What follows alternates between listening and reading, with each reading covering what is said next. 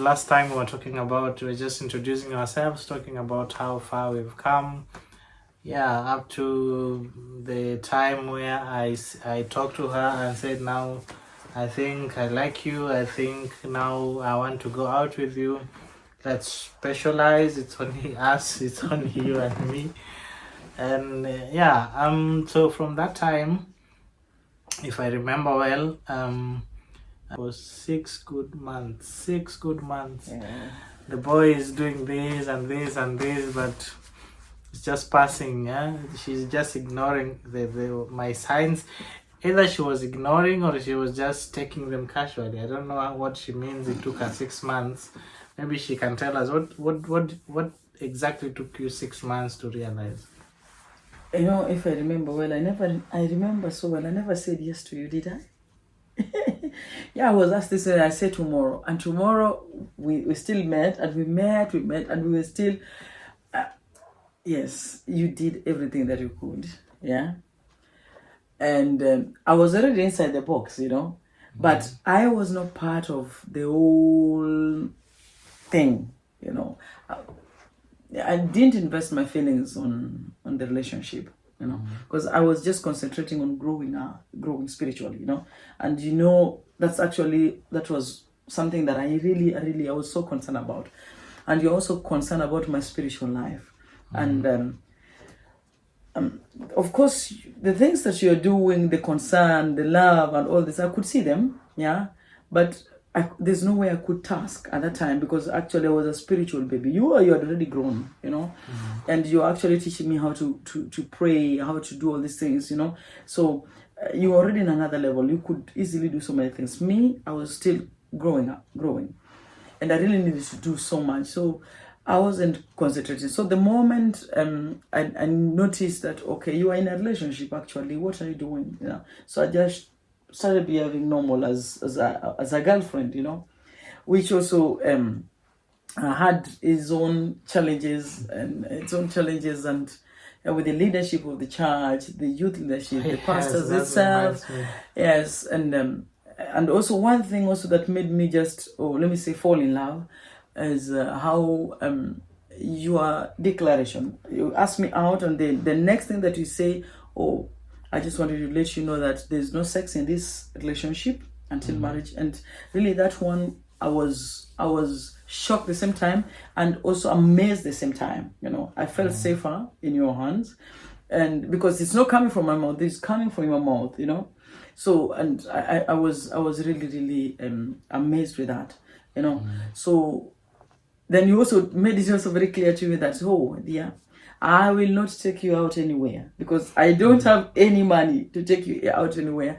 And me, on the other side, I've never even gone out. I don't even know what that out is. If it is called kienyeji, then that was the real kienyeji itself, you know. Not that I don't have money, yeah. I had money, you know. But I've never gone out. I don't even know how it looks like, you know. So when you're talking about, I will not take you out because I don't even have money. And me gladly saying, no problem, you know. I remember that time was just slightly after high school. I had no source of income. I was still at my parents' place. So, love does not know such things. Yes. So when I fell in love, I just had to make it clear to her that there are things that if you don't set the foundation right, it'll come to haunt you later. And one of them was about the sexuality, you know, living pure for God. You cannot serve God and do other things. Either you serve God and do those things, either you do those things and serve God, one of the two. And as a minister then, at that time, I was in the youth leadership. I was head of the ushers. The head of the ushering in the youth ministry. The youth, we used to have a youth service with everything run by the youth, as on from ushering. The only thing that was done, mostly the preaching, was by the pastor. But the pastor was also a young guy. So the youth ministry was really a training ground for me. And I was serious about it, and I was serious about my life, and wanted just to start life on the right foot. So having decided to go out, and then I just said, whoever I'm going to go out with, we have to put structures. And one of the structures was that faithfulness was one of them. And I told her, if I'm not intending to marry you, then there's no need of this relationship. I was talking at that, but I was not sure at that time. Remember, you have no college, you have nothing in your hand, and as a man, you're supposed to provide. As a man, you're supposed to be the head of the home. But I had faith that things are going to work out at a later date. So when we started out, I just told her, one, I don't have money. The way you see me is the way you see me. Either you accept me or not. And two, I believe in abstinence. I was a virgin. I had never known any other girl apart from her. And that was a big deal for me. Yeah? That was a very, very, very big deal for me.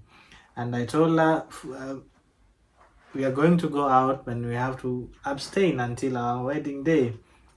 Yeah, and that's what I told her. I don't know, how did you interpret that? When you told me that, to me, I felt safe, yeah, because majorly, I wanted to grow, you know. Being in a relationship, that's why I told you wait, you know. And that's why I told you no. Remember, you told me about we have to abstain and all this since the following day, you know. And that really helped me also to know who you are, you know. Then it gave me easy time that, I have a situation here where I will not be pushed to do anything that I don't want to do, you know. I will not be under pressure. I am in an environment where I can grow, you know. So it was actually easy for me. I believe that you're going to keep your word, you know. And me also, I had a strong personality, you know. I speak when I say something, and this is what I do until today, you know that, you know. So if you keep your word and you say, this is what you say with your mouth is what you're going to do.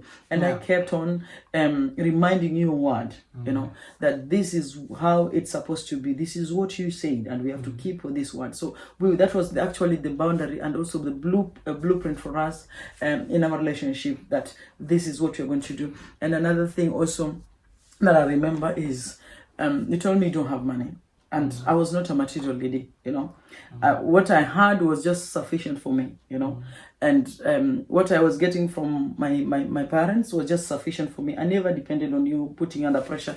I need this. In fact, I remember when we started going out, you had kind of shoes, yeah, plastic shoes, yeah. And I just loved doing those plastic shoes somehow, you know. They are flip-flops, they're not plastic shoes. Yes. She didn't know flip-flops. I didn't know them.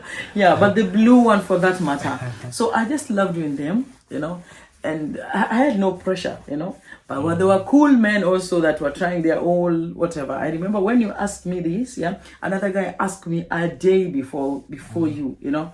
And then I told you that, by the way, this guy asked me this thing and this and this and that, yeah. So it's like, it was just like God planned something. So, but I just love the foundation of it, that you told me clearly you don't have money. And so I didn't expect anything that, please, I need this one, I need their time, I didn't expect anything at all.